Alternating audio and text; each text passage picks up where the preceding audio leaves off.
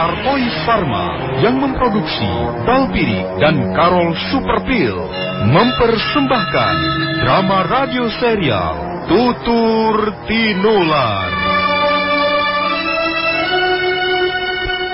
Tutur Tinular, sebuah sandiwara radio serial dengan latar belakang sejarah runtuhnya Singasari dan berdirinya Kerajaan Majapahit.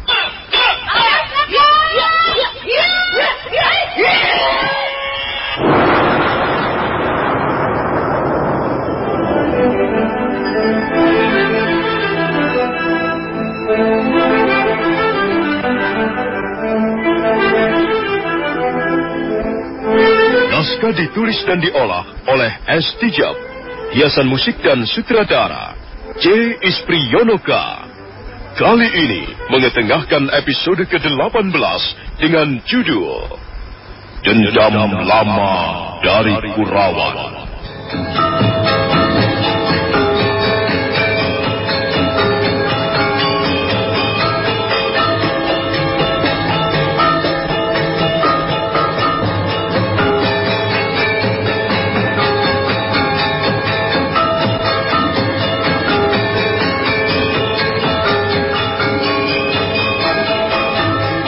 Dalam seri ke-519 ini didukung oleh para pemain Margaret sebagai Dewi Sambi, M. Abud sebagai Arya Dwi Pangga, Sandy Depok sebagai suami, Eli Burhan sebagai istri, dan Asdi Suhastra pembawa cerita.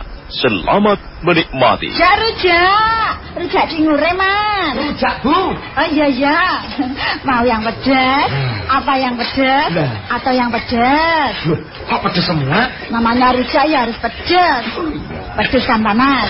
Nah panas itu mantap. Kayak balsem aja, Bu. Lah iya itu. Kalau nyari balsem harus yang panas. Balsemnya apa? Ya balpirik merah toh. Panasnya mantap. Balpirik merah segera menghilangkan masuk angin, memulihkan nyeri otot dan pegal-pegal. Balpirik merah juga cocok untuk encok dan rematik. Gimana rujak enak? Wih, enak. Waduh, panas. Kayak balpirik merah. Mantep. Itu baru rujak loh Mas. Balpirik merah, gosok terus, panas terus. Panas terus. Balpirik ekstra kuat. Balpirik merah, pancen oke.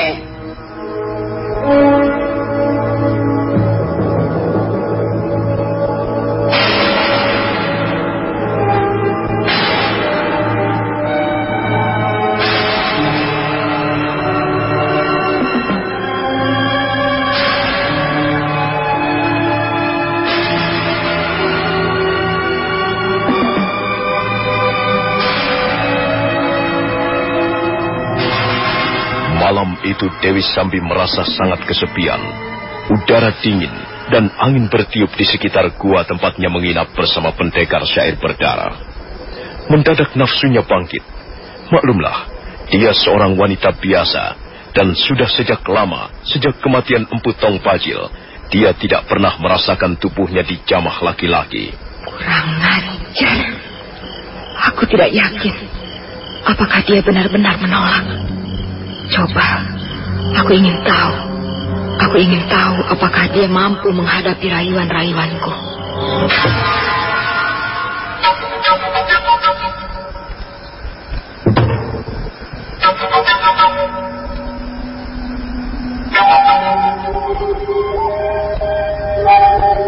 Perlahan-lahan Dewi Sambi bangkit. Dia duduk untuk sesaat lamanya. Kemudian dia merangkak ke arah sebuah ceruk gua yang terletak di atasnya, di mana pendekar syair berdarah membaringkan tubuhnya. Dewi Sambi tersenyum penuh nafsu birahi. Wanita pendekar itu perlahan-lahan menghampiri tubuh laki-laki yang sedang tidur pulas di atas lempengan batu itu. Laki-laki ini tampan sekali. Dia gagah dan wajahnya tampan. Hanya sayang nampaknya dia tidak bergairah merawat keindahan tubuhnya. Aku melihat sesuatu yang janggal. Tangan kirinya sepertinya cacat. Tangan kirinya tidak bisa ditekuk. Tapi hal itu tidak mengurangi ketampanan dan kegagahannya. Aku harus hati-hati. Mudah-mudahan saja ia bisa kubuat bertekuk lutut. Mudah-mudahan saja ia mau masuk dalam perangkapku. Tuan.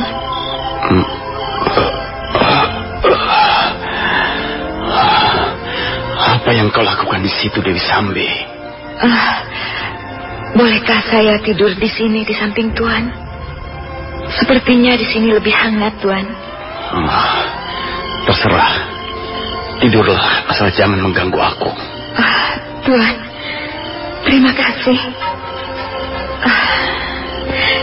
Lebih nyaman di sini.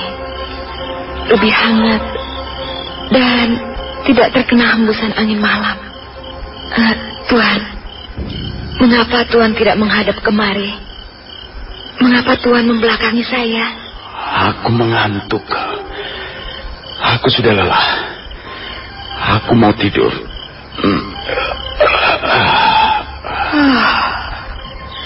Alangkah nyamannya di saat-saat seperti ini. Saat-saat di mana seorang laki-laki yang gagah dan tampan berada di sisi saya.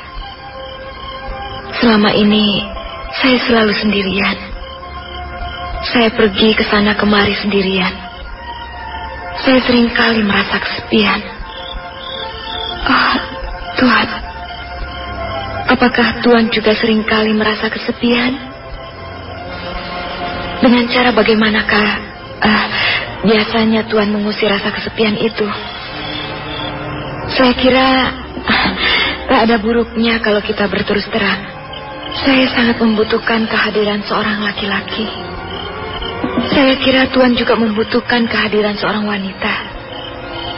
Oh ya, apakah Tuan pernah mempunyai sebuah keluarga? Pernahkah Tuan mempunyai istri? Dewi Sambi, mengapa kau belum juga tidur? Mengapa kau malah mengoceh ke sana kemari? Maaf Tuan, saya tidak bisa tidur. Saya ingin bicara dari hati ke hati dengan Tuan. Apakah Tuan tidak keberatan? Aku mau tidur, bukan mau ngobrol. Sudah, sana. Pergi, turunlah. Tinggalkan aku.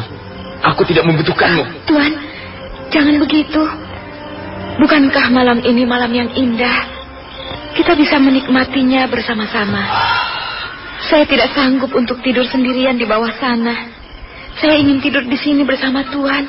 Apa salahnya? Setan betina, wanita dari neraka. Bukankah sudah kukatakan bahwa kau bukanlah jenis wanita yang kusukai? Cepat pergi dari sini. Dan kau tidak perlu merayu-rayu aku. Saya tidak bermaksud merayu Tuan. Saya berkata yang sesungguhnya. Saya merasa sangat kesepian. Saya tidak bisa melewatkan malam yang indah ini sendirian. Saya kedinginan. Saya membutuhkan kehangatan.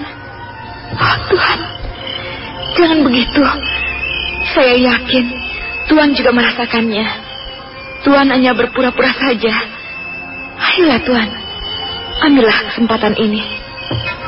Marilah kita nikmati keindahan malam ini berdua. Ayo Tuan, dekaplah saya, peluklah saya. Perempuan busuk. Aku bukanlah laki-laki yang mudah terjerumus rayuan wanita seperti dirimu. Tuan jangan pergi. Kita di sini saja. Ayolah Tuan, janganlah Tuan menolak. Saya rela memberikan apa yang saya miliki kepada Tuan.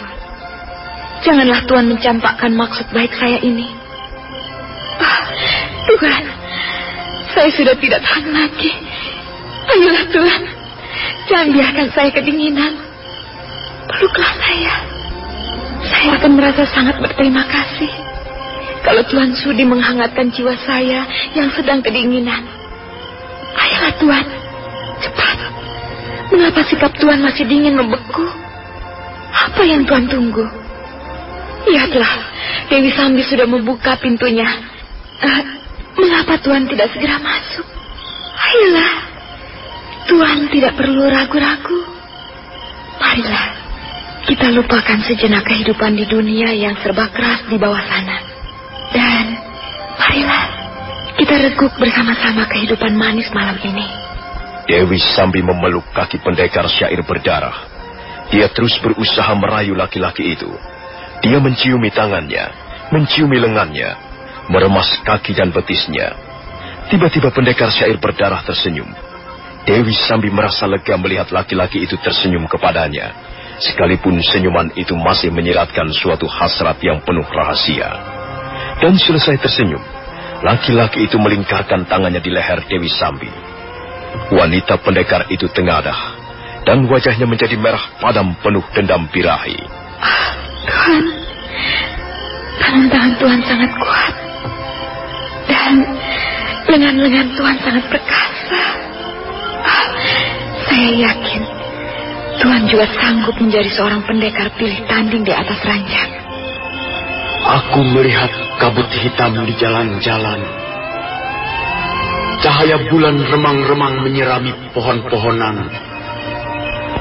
Ladang perburuanku menjadi sunyi malam ini.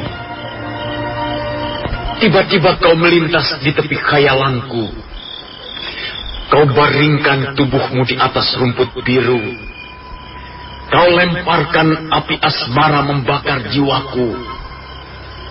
Kau tawarkan sebuah cinta murahan di malam yang dingin ini. Apa artinya cinta dalam sekejap malam? Cinta adalah barang yang tidak nyata.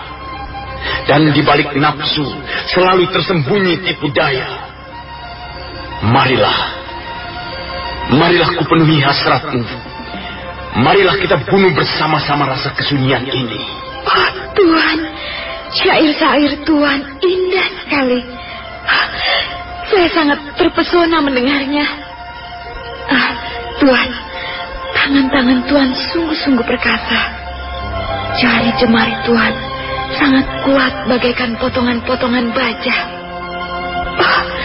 Tuhan, apa yang Tuhan lakukan ini? Jangan terlalu keras, Tuhan. Leher saya sakit. Marilah kita bunuh rasa kesunyian ini bersama-sama. Tuhan. Aduh, lepaskan. Jangan, Tuhan. Sakit. Leher saya sakit. Lepaskan, Tuhan.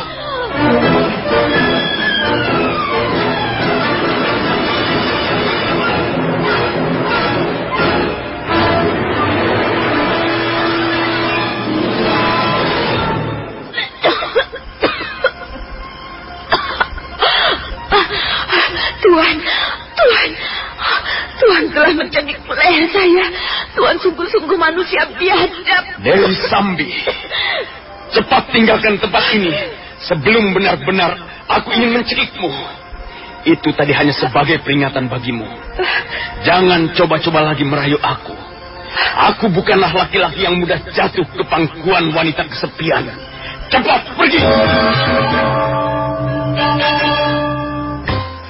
Aduh, sakit pinggang, jalannya sempoyongnya. Boyong loro. Sakit pinggang jadi sembuh, minum Karo Super Pil. Boyongku loro.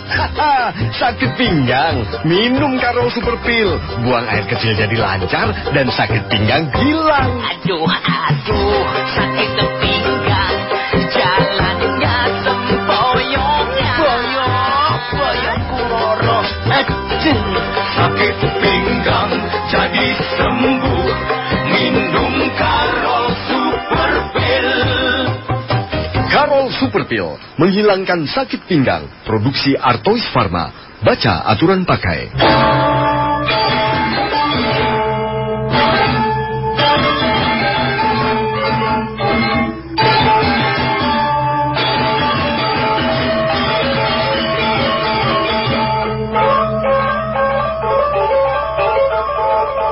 Sambil mengusap-ngusap lehernya, Dewi Sambi buru-buru pergi meninggalkan pendekar syair berdarah. Laki-laki itu pun segera memparingkan tubuhnya kembali di atas lempengan batu. Dewi Sambi merasa sangat kecewa dan kesal. Dia terus melorot ke bawah menuju ke tempat pembaringannya semula. Kurang ajar. laki-laki berhati batu. Benar-benar manusia serigala. Apakah laki-laki itu masih mempunyai perasaan? Hampir saja nafasku putus. Dia telah mencekikku seperti seekor anjing. Kurang ajar. Hampir saja aku terbunuh.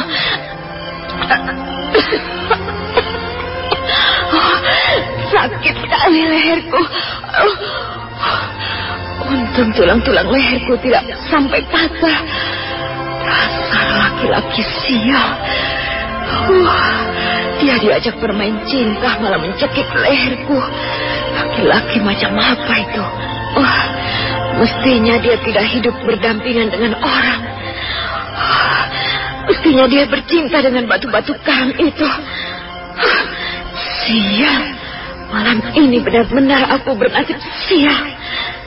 Dewi Sambi terus menyumpah-nyumpah dalam hati sambil meraba-raba lehernya yang masih terasa sakit. Malam semakin larut. Akhirnya mereka pun tidur pulas di tempatnya masing-masing. Dan suasana di dalam gua menjadi sangat sunyi. Sunyi dan lengang. Hanya serangga malam terdengar masih bernyanyi sampai menjelang dini hari. Jalanan. Mereka mengambil jalan ke arah kiri, melewati gugusan bukit-bukit kecil. Tak lama kemudian mereka sudah dapat melihat puncak Candi Sorabana.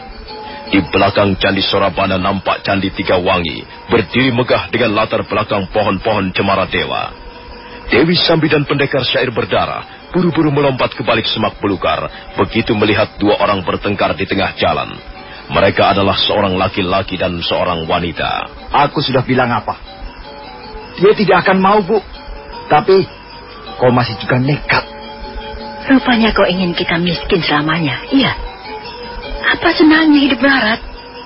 Kita harus berusaha. Kita berusaha dengan jalan yang biasa-biasa saja, Bu. Aku akan bekerja keras. Dan kau membantu mengurus tegalan. Kukira hal itu sudah cukup. Sudah bertahun-tahun kita menempuh jalan seperti itu.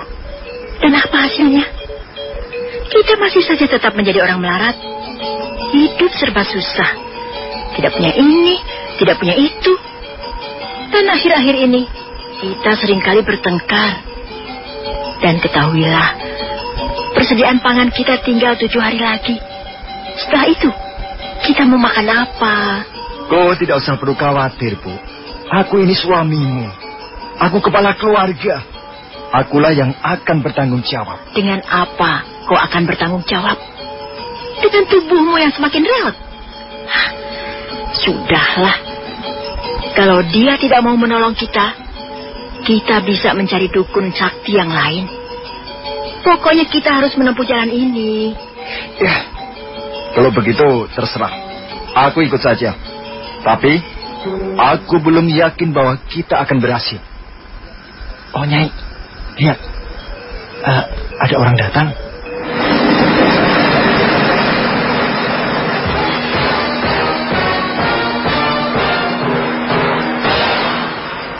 Maaf, mengapa kalian ribut-ribut? Apa yang telah terjadi? Oh, tidak. Kami tidak ribut. Hanya sebuah pertengkaran kecil. Ini, istri saya ini ingin cepat kaya. Lalu dia mengajak saya menemui Resi Wisambuti. Suami saya ini keterlaluan sekali. Rupanya dia ingin menjadi orang melarat selama-lamanya. Dia tidak berusaha untuk membahagiakan istri dan anak-anaknya. Apakah Resi Wisambudi dapat membuat kalian menjadi kaya? Tidak. Dia tidak bersedia memenuhi permohonan kami. Akhirnya ya, kami terpaksa gagal. Tidak, belum tentu gagal. Kita bisa mencari dukun sakti yang lain. Tunggu. Di mana tempat tinggal Resi Wisambudi itu? Di situ. Di sebuah gubuk di depan Candi Sorabana. Dia hanya tinggal sendirian di situ. Apa saja yang dilakukannya di situ? Iya. Dia seorang pertapa. Dia hanya duduk-duduk saja. Dan sekali waktu turun ke ladang untuk menanam bahan-bahan makanan. Apakah kalian berdua ingin menghadap beliau? Apa keistimewaan beliau itu? Beliau adalah seorang pertapa yang sakti. Beliau dapat meramalkan nasib manusia. Beliau ngerti sadurunge winaruh. Beliau serba tahu apa saja yang belum terjadi. Dan konon kabarnya, beliau dapat membantu seseorang yang ingin merubah nasib. Tapi sayang sekali, sekarang ini beliau tidak lagi mau melakukannya. Maaf, kami tidak bisa lama-lama menemani kalian. Kami harus segera kembali ke desa kami. Ayolah, Nyai. Laki-laki dan wanita yang ternyata adalah pasangan suami istri itu segera melangkah pergi. Dewi Sambi menoleh ke arah pendekar syair berdarah yang sejak tadi hanya berdiri sambil menatap puncak Candi Sorabana. Tuan, apakah Tuan berminat untuk berbincang-bincang sebentar dengan Pertapa Sakti itu? Saya kira ada juga gunanya kita bertanya perihal rencana-rencana kita. Ayolah Tuan, ayolah kita temui Pertapa Sakti itu. Rujak cingure, Mas. Rujak, Bu. Oh iya. Mau yang pedas? Apa yang pedas? Atau yang pedas? Loh, kok pedas semua? Namanya rujak ya harus pedas. Pedas kan panas. Nah, panas itu mantap. Kayak balsem aja, Bu. Lah ya itu. Kalau nyari balsem harus yang panas. Balsemnya apa? Ya bal pirik merah toh. Panasnya mantap. Bal pirik merah segera menghilangkan masuk angin, memulihkan nyeri otot dan pegal-pegal. Bal pirik merah juga cocok untuk encok dan rematik. Gimana rujak, Mas? Wah, enak. Panas. Kayak bal pirik merah. Mantap. Itu baru rujak, loh, Mas. Bal pirik merah, gosok terus, panas terus. Panas terus, bal pirik ekstra kuat. Bal pirik merah, pancen oke. Mitra Karimata, Anda masih menyimak serial Sandiwara Radio Tutur Tinular di 1033 Karimata, Kebanggaan Madura.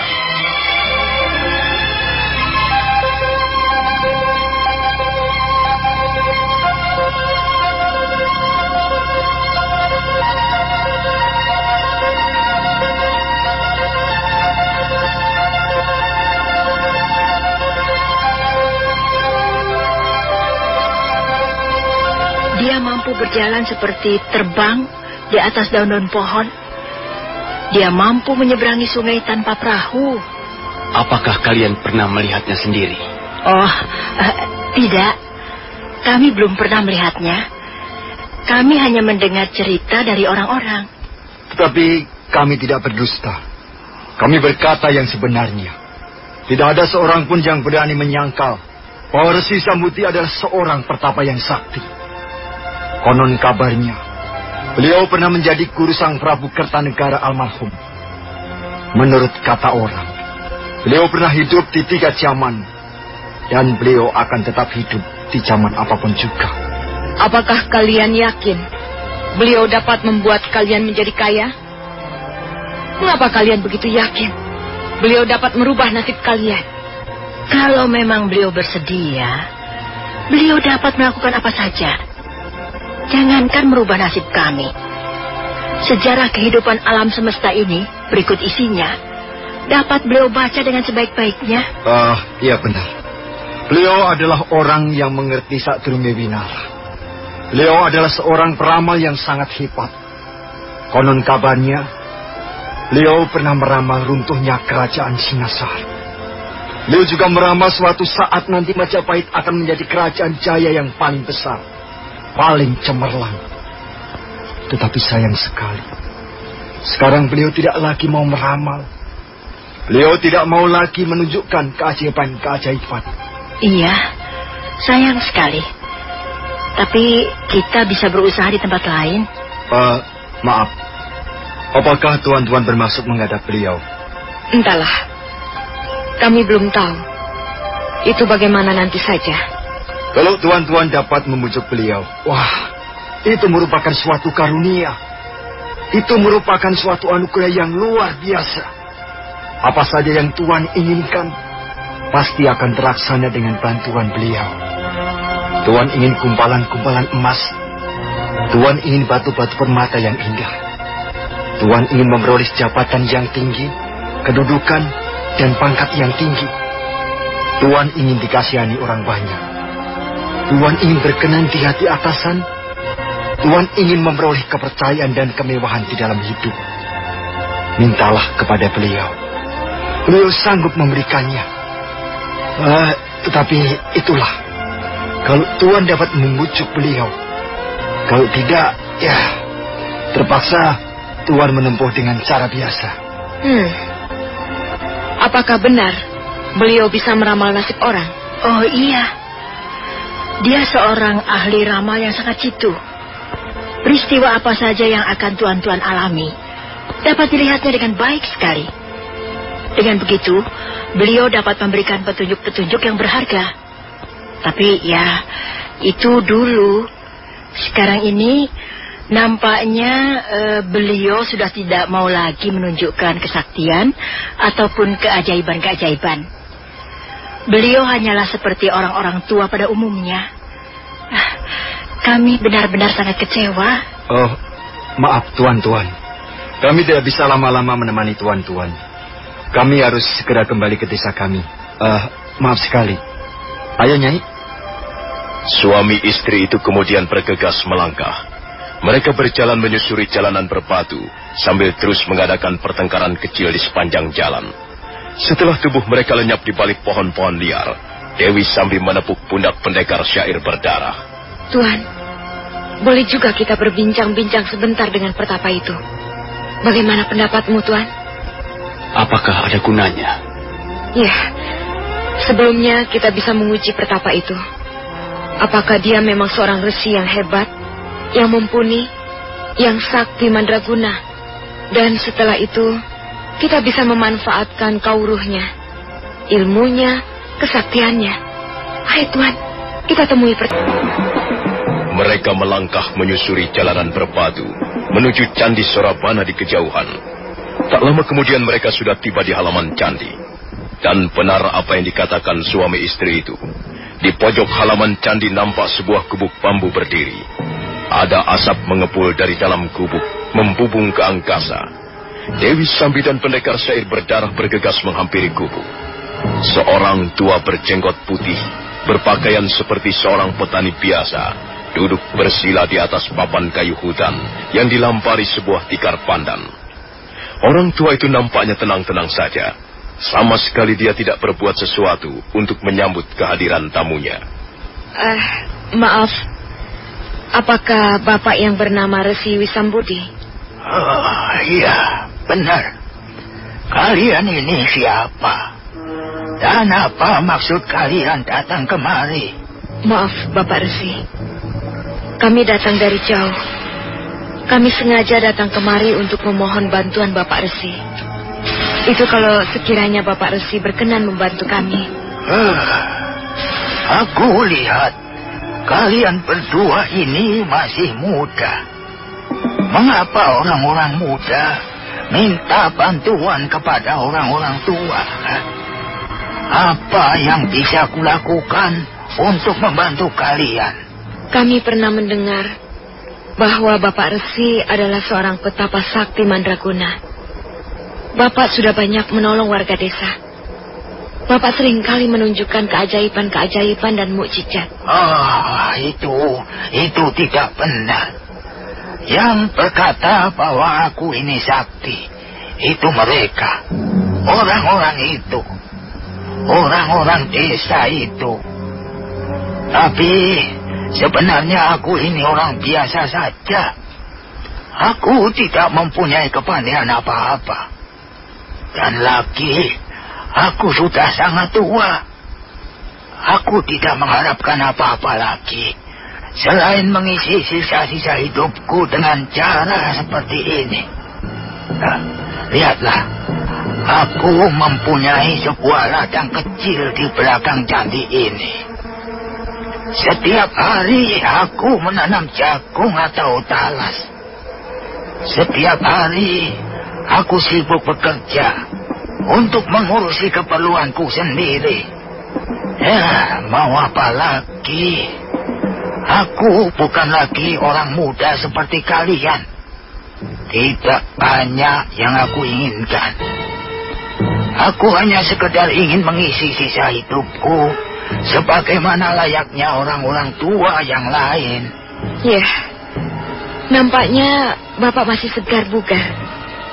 Pastilah hal itu karena Bapak mempunyai ilmu yang cukup tinggi, bukan? Aku tidak mempunyai ilmu apa-apa. Kalau tubuhku menjadi segar, itu karena aku suka bekerja keras. Sudahlah. Aku tidak bisa lama-lama menemani kalian. Karena aku harus memeriksa tanaman-tanamanku di kebun. Tunggu Bapak Resi, tunggu dulu. Kami benar-benar memohon bantuan Bapak Resi. Kami tetap yakin bahwa Bapak Resi bukanlah petapa sembarangan. Itu terserah kepada kalian. Tapi aku sudah mengatakan apa adanya. Bapak Resi. Ya. Apakah benar kau dapat meramalkan nasib seseorang? Tubuhmu tegak dan kekar sekali. Dan dua bilah pedangmu bergelantungan di pinggang. Tentulah kau seorang pendekar yang sudah banyak mempunyai pengalaman. Aku dapat melihat dari pancaran cahaya matamu. Apakah kau juga ingin minta pertolongan padaku? Aku ingin Bapak Resi meramal nasibku. Aku sudah lama sekali meninggalkan pekerjaan ramal-meramal. Aku sekarang ini hidup biasa-biasa saja. Aku tidak mempunyai kemampuan seperti itu lagi. Bapak Resi, kau mempunyai ilmu yang hebat. Tidak ada salahnya kau mempergunakan ilmumu itu untuk menolong orang lain. Kami hanya sekedar ingin tahu tentang nasib kami, tentang rencana-rencana kami. Sudahlah, sudah. Aku bukanlah orang yang tepat untuk menolong kalian. Sebaiknya kalian cari orang lain saja. Aku mau bekerja. Tunggu. Kau tidak bisa meninggalkan tempat ini sebelum kau menjawab pertanyaan kami. Aneh sekali. Rumah ini rumahku. Tempat ini tempatku. Aku sudah bertahun-tahun menghuni tempat ini. Kalian tidak mempunyai hak untuk menentukan apa yang harus kulakukan. Sudah, aku mau bekerja. Tunggu kataku. Dasar tua bangka. Tidak bisa mendengar dengan baik. Telingamu sudah tidak beres ya? Tunggu kataku. Kami datang dengan baik-baik. Kami tidak sudi diperlakukan seperti ini. Kau tidak bisa menyambut kami dengan cara yang sangat menghina. Ya. Baiklah. Rupanya kalian berdua ini sudah biasa memaksa orang. Baiklah. Nah. Apa yang ingin kalian inginkan dariku? Begini Bapak Resi. Kami berdua mempunyai seorang musuh besar. Perlu Bapak Resi ketahui bahwa kami adalah pendekar-pendekar. Demikian juga musuh besar kami itu adalah juga seorang pendekar. Nah, sekarang ini kami sedang merencanakan untuk membalas dendam atas kematian sahabat-sahabat kami. Bagaimana menurut pendapat Bapak Resi? Apakah kira-kira kami dapat membunuh musuh besar kami itu? Mana aku tahu. Baru sekarang aku mengenal kalian. Dan aku sama sekali tidak kenal siapa musuh besar kalian itu. Bagaimana aku bisa meramalkannya? Sudahlah. Kalian jangan terlalu banyak berharap dariku. Lebih baik kalian carilah orang lain. Aku tidak bersedia menolong kalian. Karena memang aku tidak mampu menolong kalian.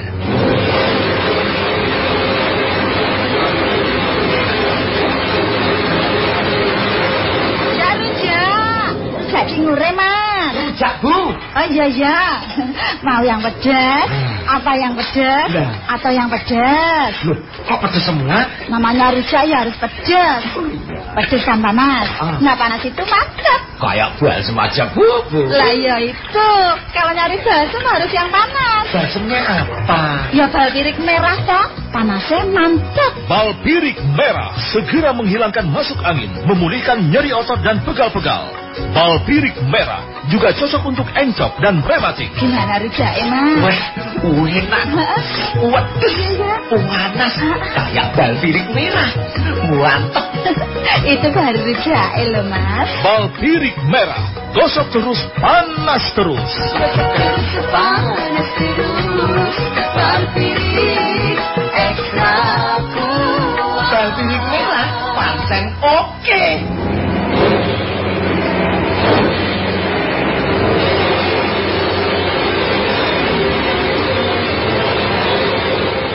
Betapa tua itu segera bangkit dari duduknya.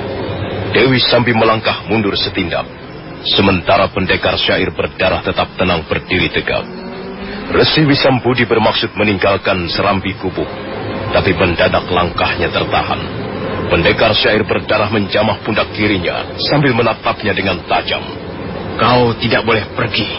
Pendekar muda, apakah kau tidak mempunyai pekerjaan sehingga sempat-sempatnya kau mengganggu orang tua seperti aku ini ya? Kata-katamu membuat pedas telingaku. Kau benar-benar tidak menghormati aku. Aku tidak pernah menghormati tamu-tamuku. Bukankah sudah aku katakan bahwa aku tidak sempat melayani kalian karena aku harus bekerja di halaman belakang? Kami hanya membutuhkan waktumu sebentar saja, Bapak Resi. Ya, baiklah. Lebih baik aku mengalah saja. Duduklah. Kau bisa bekerja di halaman belakang setelah nanti kami pergi. Sekarang duduklah dan jawablah pertanyaan-pertanyaan kami.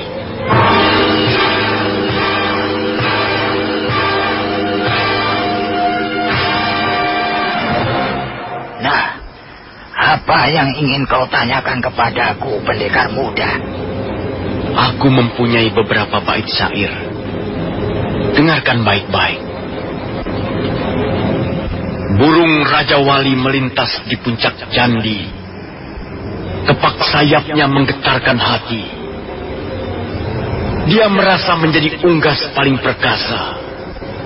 Dia terbang membelah langit sambil berkauk menantang musuhnya.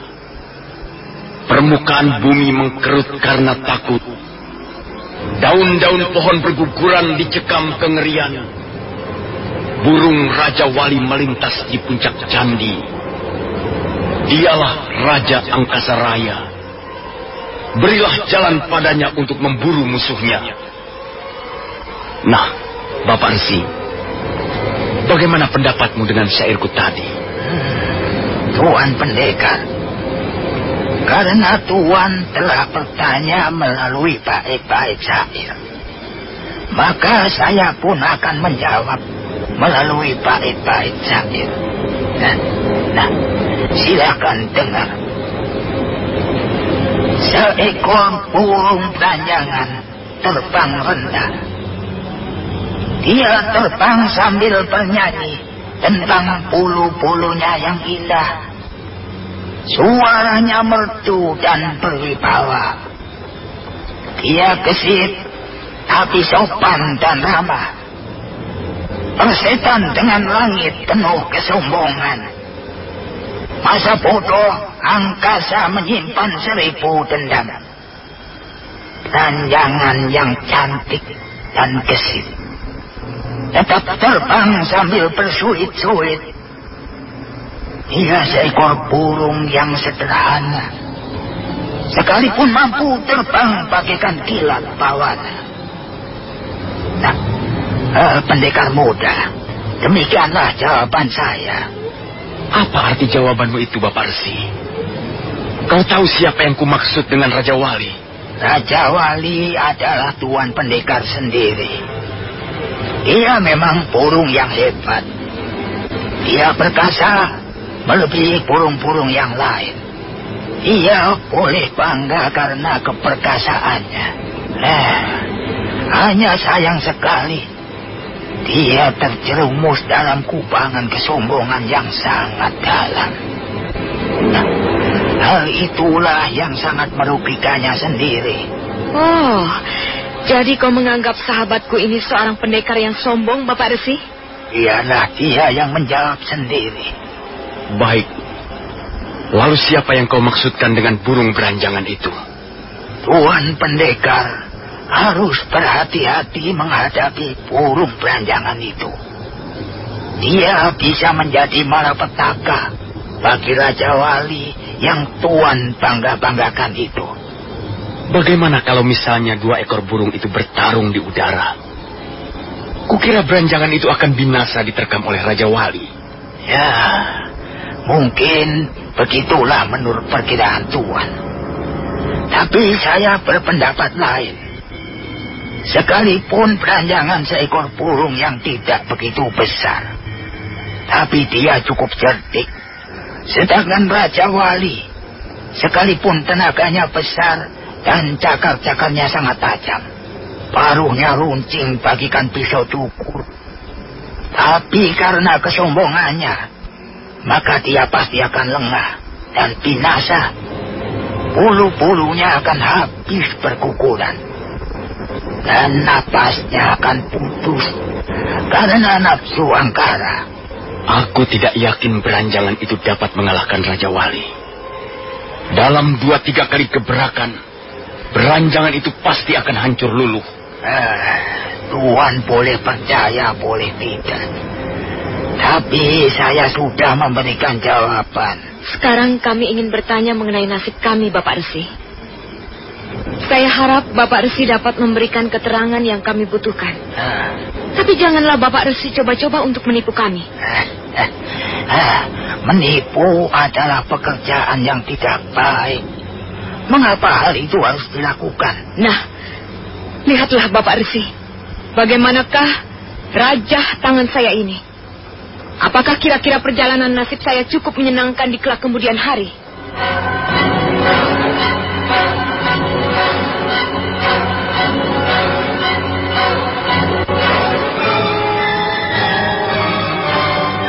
Dewi Sambi mengulurkan tangan kanannya.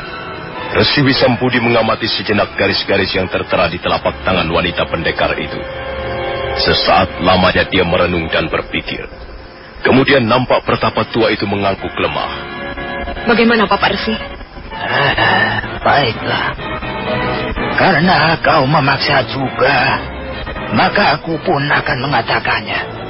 Tapi kaulah nanti yang harus bertanggung jawab. Menurut garis-garis yang tertera di telapak tanganmu, saya kurang begitu yakin bahwa perjalanan hidupmu akan lancar dan menyenangkan.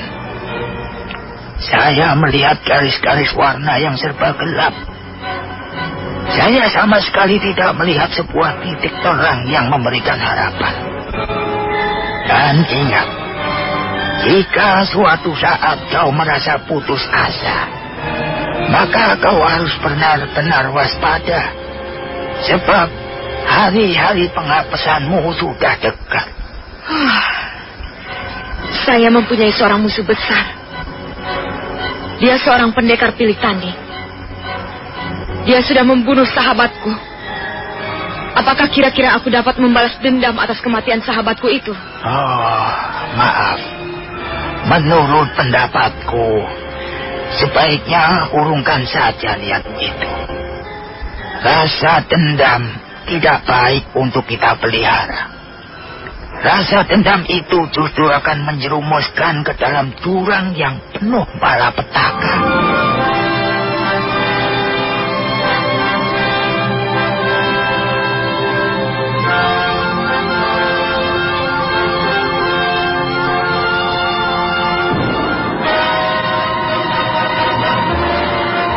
Nah, saudara pendengar, bagaimanakah kisah selanjutnya? Ikutilah terus drama radio serial Tutur Tinular.